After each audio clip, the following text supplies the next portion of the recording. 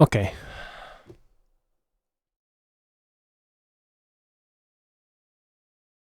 I hate these things a lot. Um, this can taught me a few valuable things. One is that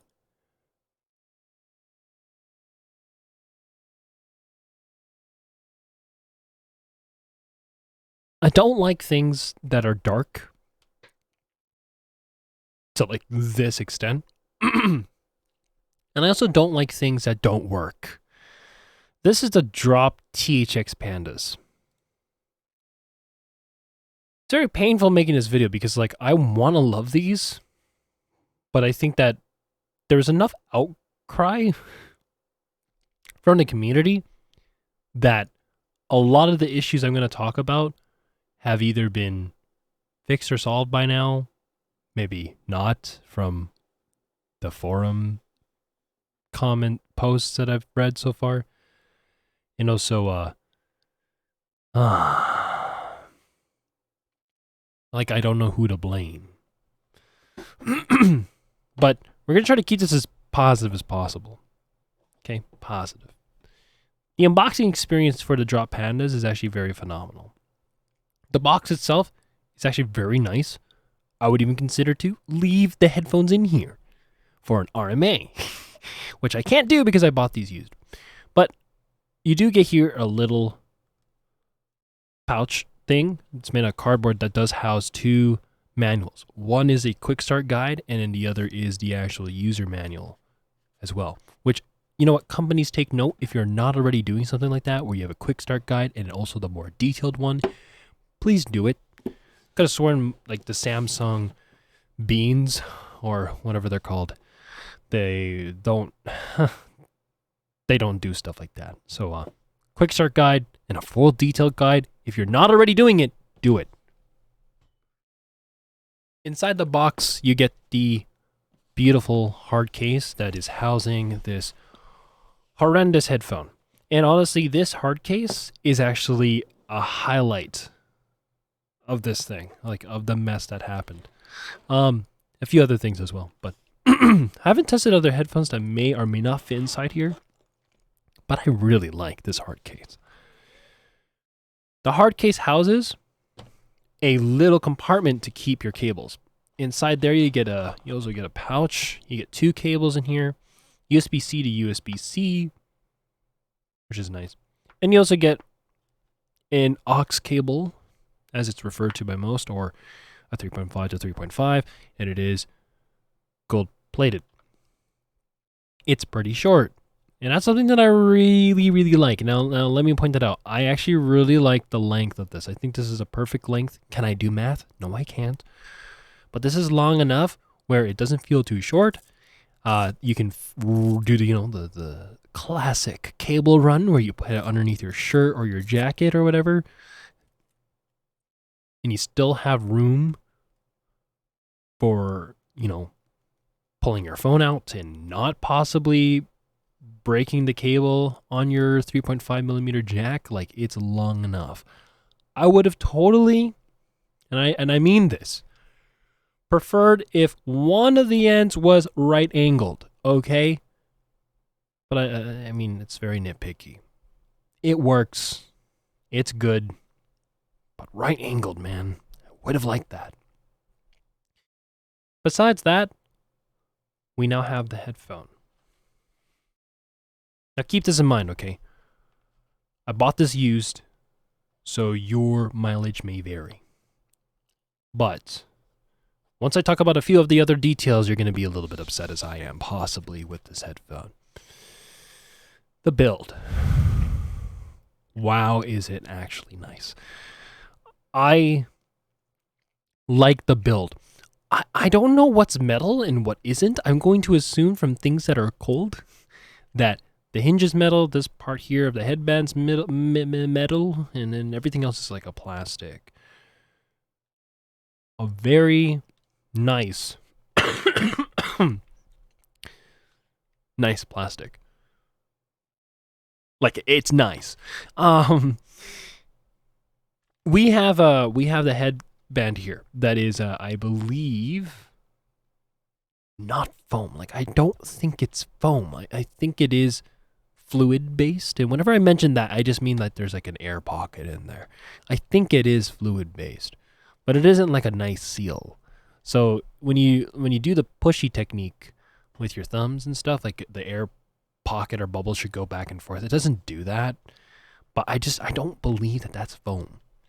It is a nice rubberized material up here, by the way, and it's very similar to the lining of the NDH20 on the outside. Right here, like the head strap itself feels very similar to that. The ear pads are very nice and they're very easily removable. And if you've never seen a like picture of these blown out, it's amazing that these don't have DSP. Or they may have DSP because I know that they have EQ profiling now on these, but there's a lot of acoustic tuning that went into this, from dampening to different kind of shapes of plastic to whatever. And that is all for the sake of trying to make it sound good acoustically. And we can see mechanical acoustic tuning on a lot of different headphones. And for some, it's very simple. I was gonna grab a headphone. I'm gonna do it. Just wait. Sure. HD 6XX, right? We have like venting on the back here for it to kind of bleed out. And it's done in that specific way, maybe for multitudes of reasons. Maybe it's just for structural integrity, or it's because that's just a way that the sound should escape. Things like that. Yeah, you dig? And the same thing with the behind here. Maybe the reason why it's soft and we don't have this weight there until we had the driver change in the 5.8X or the HD 660 S. Might be because that's what helps with the sound, right? Maybe the reason why the weight shouldn't be there is because they are supposed to be a bass light headphone by nature, right? So there's things like that. We've seen these and we've been surrounded by it forever. Okay? Even the choice of it being open back is acoustic tuning. I would think, right? So this can't be the selling point of this headphone. What is the selling point of this headphone, however, should have been the sound. But we're not there yet. We're still talking about comfort, right? All the positives first. Let's try to put the damn pad back on. Always had troubles with this thing. But when it comes to this headphone and other parts in terms of comfort and ergonomics, I actually have to say one thing, and that is I am freaking lucky. I'm lucky that my ears are reasonably small in comparison to other individuals on planet Earth, because these fit my ears pretty well. I can't put the pad on. I'm going to still there we go. So besides the pads being kind of hard to swap, they have this tapered edge. I don't know how to word that, but it's not really just flat throughout. Kind of rolls in there. And these aren't the deepest pads. They're not. They're not the deepest pads by any means, but they fit my ears very well. And I don't know why.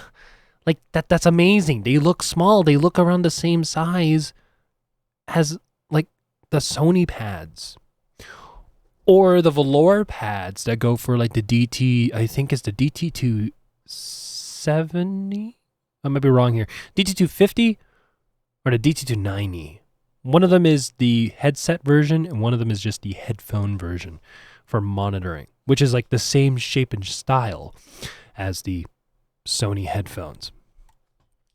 So if we switch back here and I put them on, I won't be able to hear myself, but you'll see I have no complaints. They just fit. They just fit. And I really like that. I really enjoy that. A lot. Okay? Now,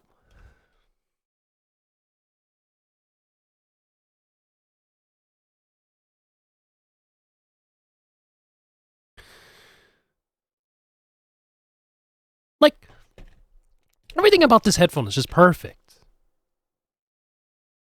Everything. Everything. It's just, the padding is actually so nice. Like, I can't get over that. It feels so good, man.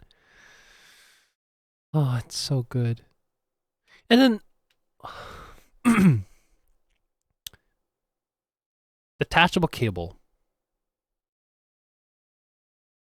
The port might be a little small, but I mean, hey, it's the thought that counts. And then we have USB Type-C.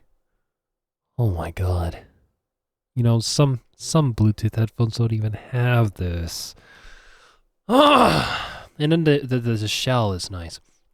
Very, very minimalistic and basic, and it's not something that I would even assume would be, you know, I would think that this was made and sold for like $50. And that's exactly what I would actually conclude on when it comes to its sound. There is just no detail, and there's no punch. There's nothing on this headphone. It's boring. It's so dull, and it's not like I don't like dark things. I think I have dark things, do I? No. I think a lot of my stuff is actually pretty warm. It's either pretty warm or they are decently bright. But I mean, this is just to the max, man. I think that this has a frequency response range of like 40 to 16,000.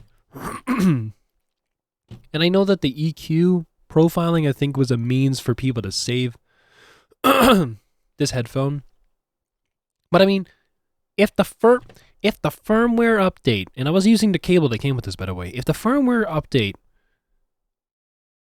didn't fix it, if giving it full charge didn't fix it, if you're using a headphone with just the aux cable alone didn't fix this,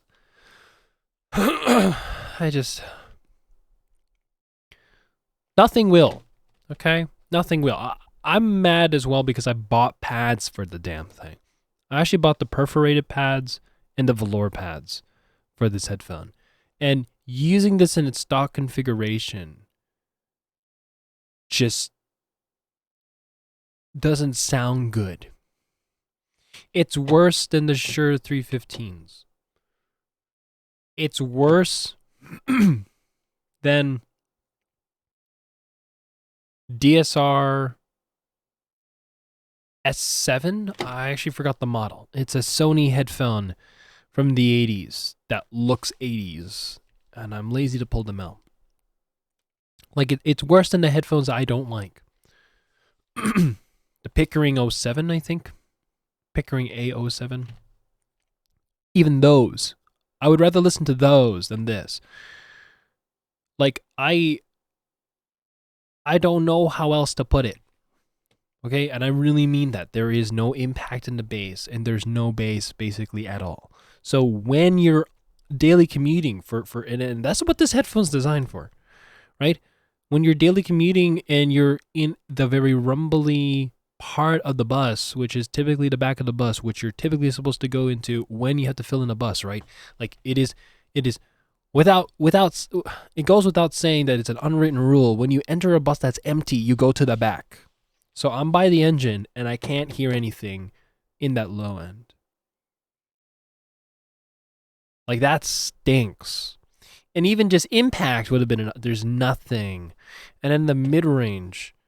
we'll not talk about the mid range just yet. But the top end is just it is siphoned out. It's lifeless. There is nothing there. And no matter what good of amount of a seal that this can make, it really shows that the driver cannot do it. I've run it in both modes. Like, I was able to get Bluetooth working twice. Are these still on? They're still freaking on. Can you see that light? We'll talk about that in a moment. But that it's the syndrome, I guess, the bear syndrome, where do I like bright things or do I like dark things? Do I think that detail and brightness are the same thing? No. Okay? Because there is no detail on these. I actually tried to mix and master a song on my laptop using these, and to no avail. They sound like jack, you know? Like, I even gave these like a good fighting chance. I plugged them into the this is the Bear Dynamic Power Play. Oh my god, Power Play Pro XL.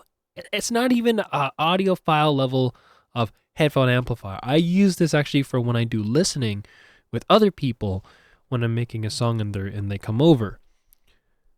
And I daily drive them so that I can use 600 ohm headphones all the time because I like K240s.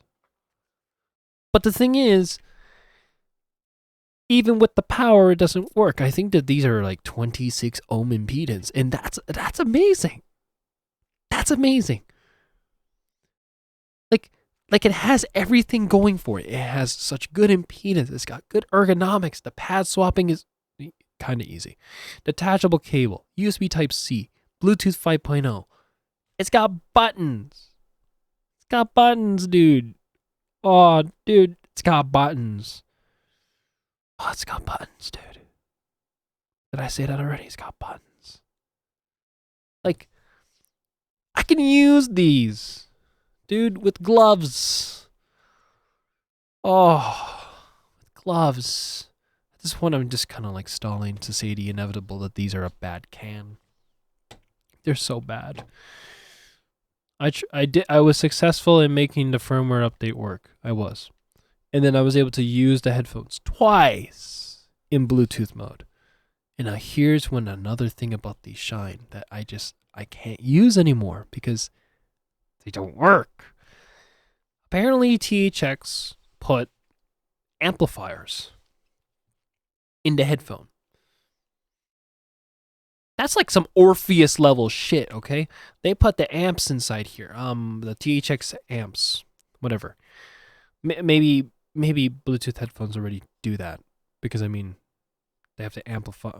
I don't know, okay? But they did something about that, and this is the cool thing. I don't know if the other Bluetooth headphones do this, right? But I would assume that when you put the volume up, you're putting the volume up on your phone, right? Right? You're doing this. You're doing that. Volume up. No, when that is maxed, you can still go up because this amp. Oh, there's amplifiers in here, and you can go up more. You can get You can get louder. You can get louder with these. And did I talk about the seal yet? The seal is so good. It doesn't bleed sound like at all, and it makes my wallet bleed. It makes my heart bleed. It makes me tear up because they're a bad can because the Bluetooth doesn't work. And there isn't really a lot of very good community support right now. If you bought these brand new, you have a 2-year warranty, I think, and you can get them RMA'd. Some people have gotten them RMA'd up to three times from what I read. 4 times the charm. The 4th pair, it worked flawlessly for some people. The 3rd pair, it worked flawlessly. For some, the 1st pair worked flawlessly. The quality control's not good. Another thing that sucks again is the sound. You had to introduce EQ profiling to fix the sound of a headphone that just sonically didn't really work out. Now, does that just mean that the driver's not good? Or does it just mean that the acoustic tuning wasn't good. I mean, if you look at the frequency response, it's pretty freaking flat. And I would assume that there would be life, but there's just nothing. And I know the difference, I would hope, between detail and the airiness of the top end. And the lacking of the top end is what makes these lifeless, but it's the lack of detail that makes these kind of unenjoyable. And especially because now that there's two of those things that are out of the way, and the only thing that you can really mainly focus about is the mids. Oh boy, are the mids on these really good. I've never enjoyed Michael Jackson on the go singing in my ears before using these. And I'm talking about portable use. Strictly portable use. Keep that in mind. Keep that in mind. Portable use. Okay? Like, the headphones that would be candidates for really damn good freaking mid-range would be like HD 600, Bear Dynamic T1, Stax, like AKG K24, like, or even the K240 DFs, like K240 monitors, K240 DFs, like that's pretty damn good mid-range for me. Okay, for me, these are up there with their mid-range. Like that's probably like a very, very amazing thing about these, is that their mid-range is so beautiful, but their top end is garbage, their bass is garbage, the Bluetooth's garbage, man. Like this white LED light, I'm gonna tell you right now that these can last longer than 30 hours, and they can die earlier than 30 hours. Why? If you're using the amplifiers on these, like blasted like a little bit, like not too loud, like when they're in the Bluetooth mode and you have the volume up a little bit because you have the ability to use the amplification on the headphone itself, you may get less than 30 hours. And then at the same time, if you do the 2-hour charge time and you fully charge them, right, you get this issue. The issue here is that when I pause, and there's another guy that made a comment about this too. When you pause, well, specifically when I pause a song, okay, or if I'm playing music and then it reaches 90% on your Android phone, it will just stop working. And then you get a solid white light. And the solid white light is not documented. We don't know what that really means. This has been like this for 3 days. 3 days I've had them like this. And if I press and hold the button that's supposed to turn it on and off. Okay, let me do that again. Do you want to see that? Okay, I'm pressing it in and it's not turning off. I'm supposed to hold this for 6 seconds. And it's definitely been longer than 6 seconds. And that thing is still on. It's not dimming. It doesn't make a noise. Like there's like an 8-bit noise, which is kind of cute when it goes on and off. I have to use them wired. And I'm forced to use them because, I mean, it's got everything else going for it, man. Ergonomically, it's pretty good. The padding is pretty good. The attenuation of sound, or the isolation, the noise cancellation, it's pretty good. But it's just not a fun headphone for me. It isn't. So that's the hardest review that I think I've ever had to do, because like I was really hoping that these would be as good as I'd want them to be. A Bluetooth LDAC capable Bluetooth 5.0 like built-in amplification. Like, how does that work, man?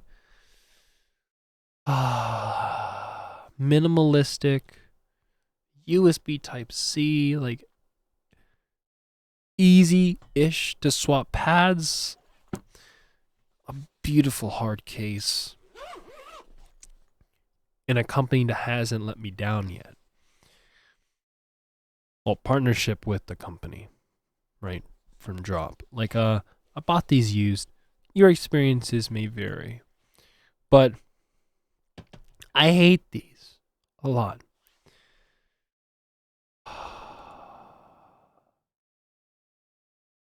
I freaking do. So, the Indie Evos will be probably my dailies for quite some time.